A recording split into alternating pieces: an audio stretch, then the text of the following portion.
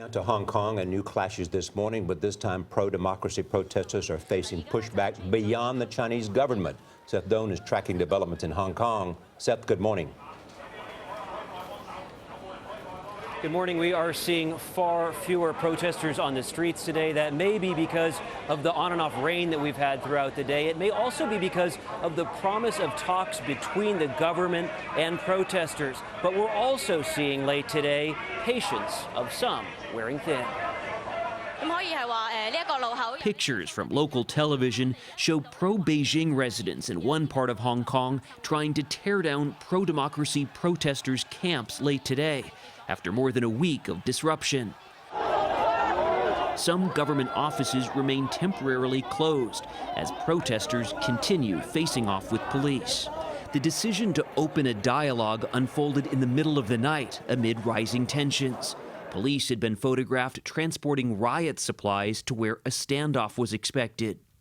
Protesters had set a midnight deadline for the chief executive to step down. We were there as the deadline approached. Police with riot gear on one side, protesters on the other. You can see people around me starting to put on face masks, goggles, protective gear in case there is some sort of retaliation if indeed the protesters do cross this barricade.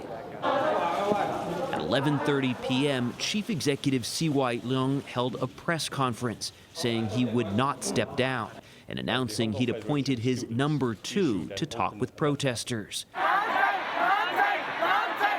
An agitated crowd chanted to each other in Cantonese, "Keep calm." What do you make of what you've heard tonight? Can I swear? Sure. It's a lot of crap, you can say. Ivan, a 20-year-old protester, worries that the presence of several different protest groups makes it difficult to find a clear vision. Why are you so disappointed right now?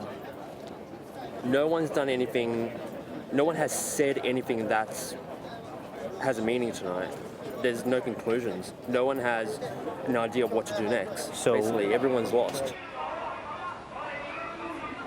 And that's really where we are. It is a wait-and-see approach here. We know that up in Beijing today, the People's Daily, a Communist Party mouthpiece, printed a front-page article that called the protesters' demands for unfettered elections unreasonable. And here in Hong Kong, we know from protesters and protest leaders that they hope that these talks with the government are held in public. They say their next move will be based on how those talks go. Nora?